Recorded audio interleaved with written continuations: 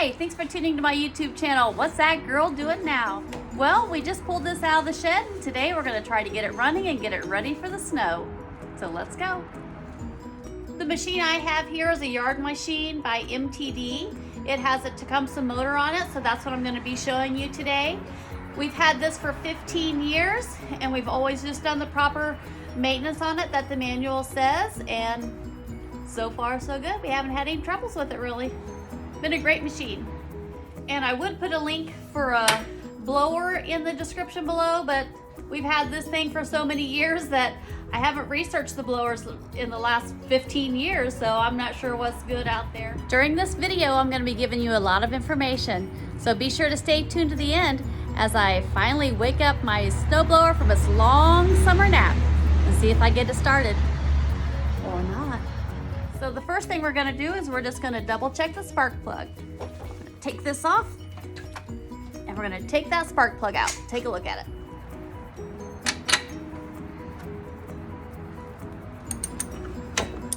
First thing I like to do is just take this out and clean it. I got my little steel wool brush here. We're just going to clean it off. You also want to check to make that this porcelain is not cracked, or make sure there's no burns or pits on it or fouled from deposits. Be sure to get a new one. Just take that down to your local hardware store so they can match it up and get you the right one, okay? You don't want to use it if it's broken. Also, when you're cleaning your spark plug, there's supposed to be a special amount of space in there, so make sure you don't bend that when you're cleaning it. If for some reason you have bent that, they have these things called fueler gauges, and they're just little thin pieces of metal. You can slip in there and get it to the manufacturer's recommended gap. And I'll put a link to that in the video description. And this particular manufacturer recommends that you change your spark plug about every 100 hours.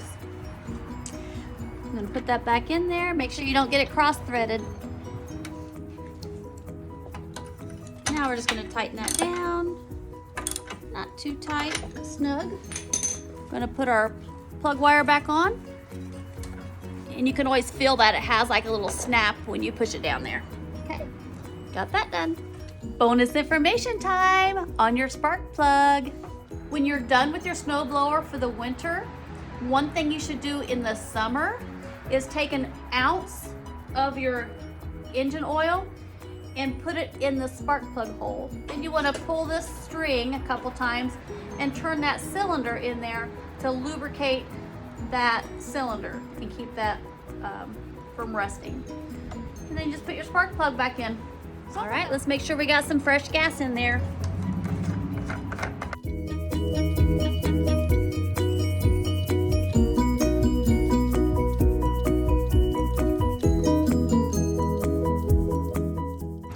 Gas good to go. If you're new to my channel, go ahead and hit the subscribe button now. That way you won't forget. So now we're going to check the oil level, make sure that that's at the proper level. So my oil is right here, this yellow thing. Yours might be in a different spot. Be sure to have an old rag or a paper towel or something handy.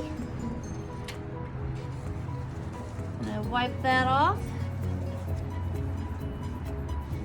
Now my particular model, and yours is probably the same way, has these little markings on it. So make sure that your oil level is within the proper range, okay? So I wiped it off first. Stick it back in there.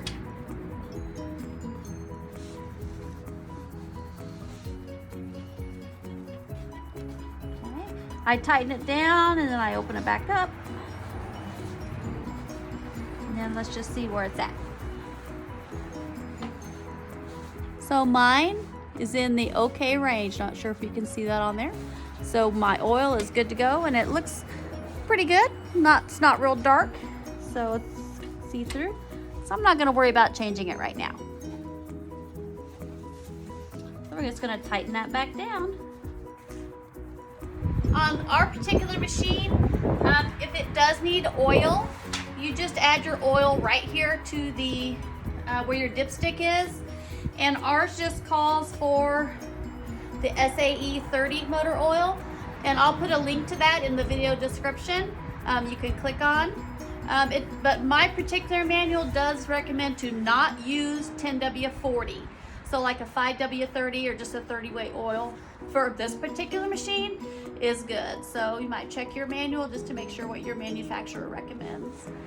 And it is a good practice to check your oil every time before you use your machine, just to make sure. You don't want your oil to run out or it will harm your motor. It recommends that you change your oil about every 25 hours. This particular machine is really easy to change the oil. There's a tube that sticks out the back and you just open that tube and you drain it into an approved container for oil and dispose of it properly. All right, now we're gonna put the handle up.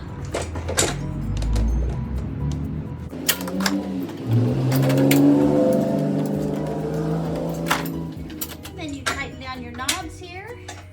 You want to get these good and tight.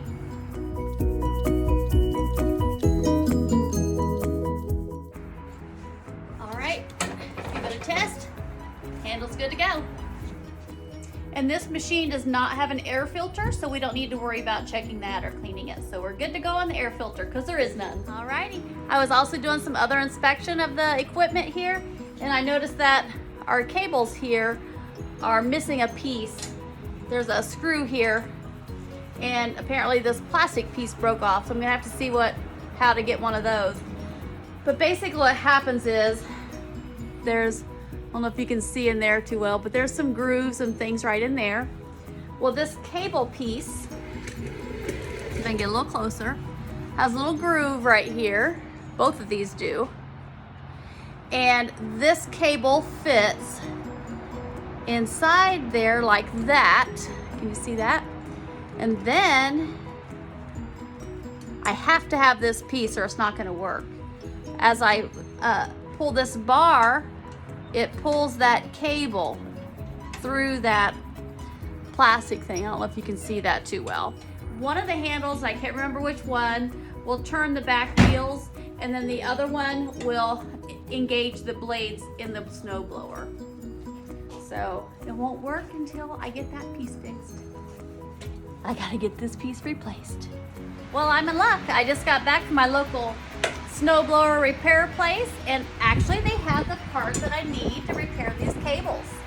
So find out that it actually comes as I have to replace the whole auger cable. It's all part of that. So I'm going to have to, don't know if you can see very well, but there's a housing here that goes up and over. I'm gonna have to take that off. So getting into uncharted territory. Let's see what I got. Hey, it looks like I have one little screw over here to take off, so let's get that taken off.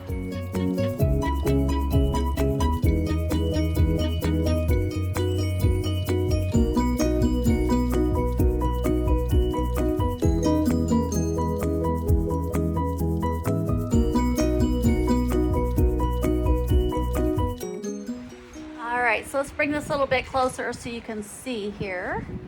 So the cable I need to replace comes down here through this plate right here, down around this pulley, up, very hard to see. You can follow this little line here, and there's a spring on the end down there. Let's take a look on the other side.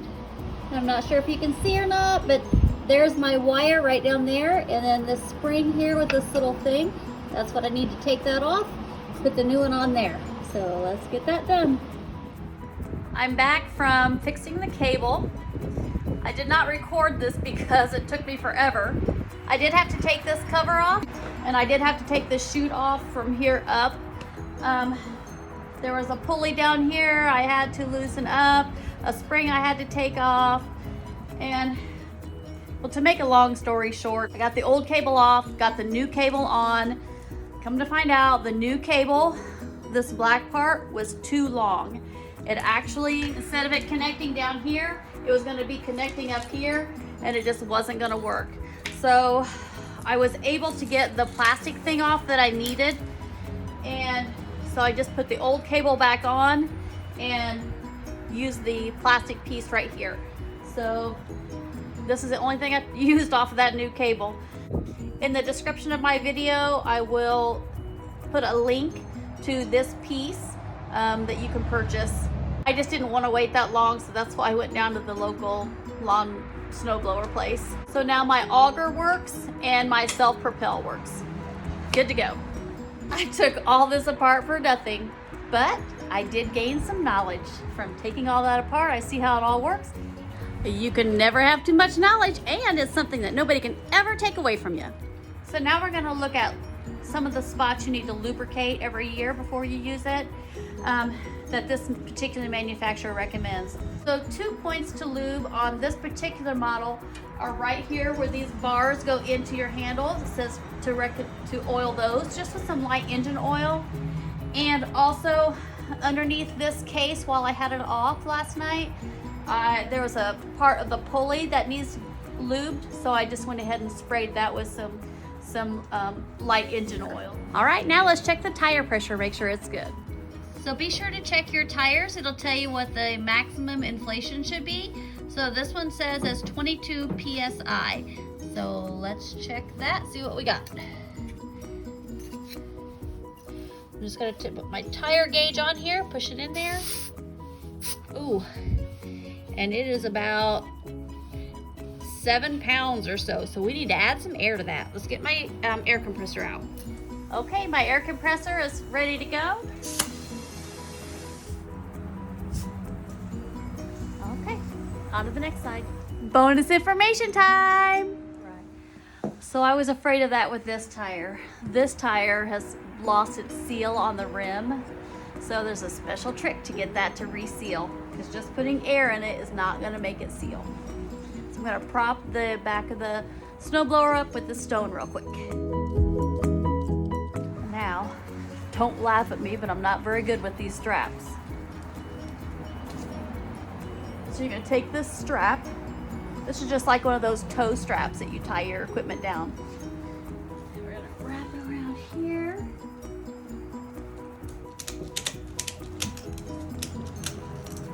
Okay. So you gotta get the strap on here pretty good and tight. You wanna try to squeeze it down.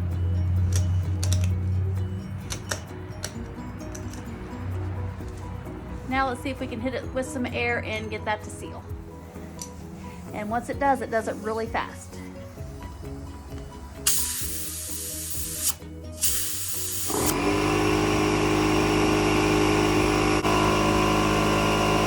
Okay, I got it to seal on there, and now I'm gonna release the strap. I'm always afraid to get my fingers in here, because I don't really know how to do it.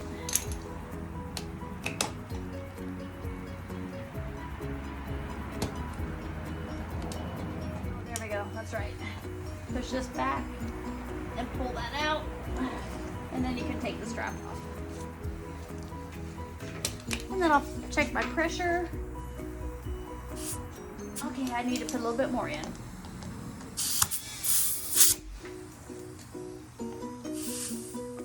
All right, that's good to go. Tires are good. Okay, now I'm just gonna look inside where the blades are, make sure that all my pins and everything are in right here. Good, none of them are broken off. There you go. Everything looks pretty good in there. None of my blades are broken. The chute turns freely. There's no debris down in there.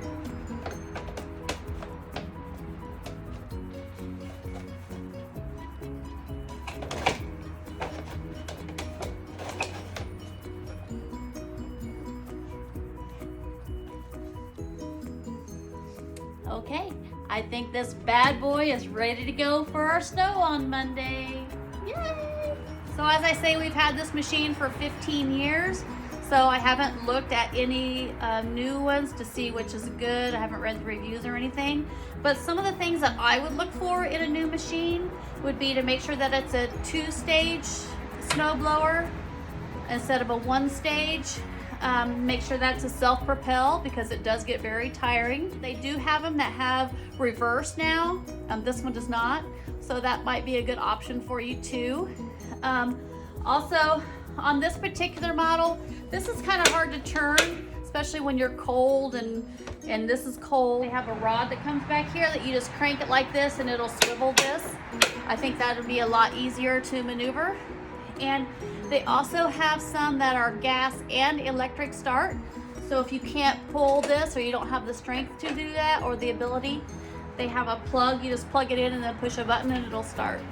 So those are 4 of the features that I would look for in a snowblower. Well, it may sound like I've given you a lot of information and that's a lot to do, but it's really not. You really only have to do this once in the beginning of the winter season to prep it.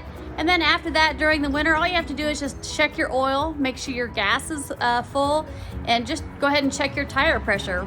Other than that, you know, once you get past this initial stage, the winter's gonna be fine. And that's pretty much all there is. So now let's see if we can get it started. Okay, now this is where the hard part begins. So every snowblower is a little bit different, but ours has this key right here that to shut it off, you just pull it out. To start it, you push it in. This is your throttle. All the way down on this one is slow. All the way up is fast. And this is your choke. To turn it, that way is open. That way is closed. So let's see if we can get this baby started. So we're gonna put the throttle all the way up. I'm gonna put the throttle or the choke open. I'm gonna make sure that key is pushed in. And now I'm gonna prime it. I'm gonna push it about 10 times. Now what the primer does is it pushes gasoline into the carburetor to give you an easier start. So let's get started. 1, 2, 3, 4, 5, 6, 7, 8, 9, 10. All right, let's give the thing here a pull and see if it starts.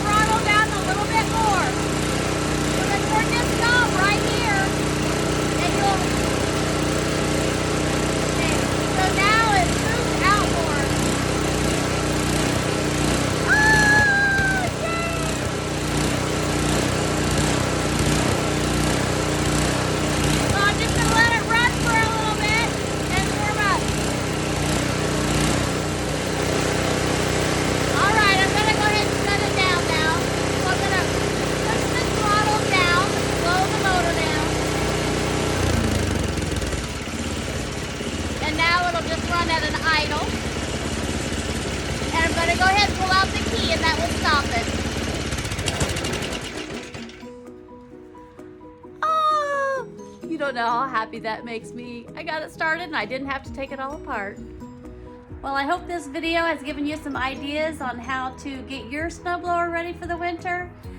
If you like this video, give it a thumbs up and don't forget to subscribe. That way you don't miss my next new and exciting video. Thanks for watching. I'll see you next time.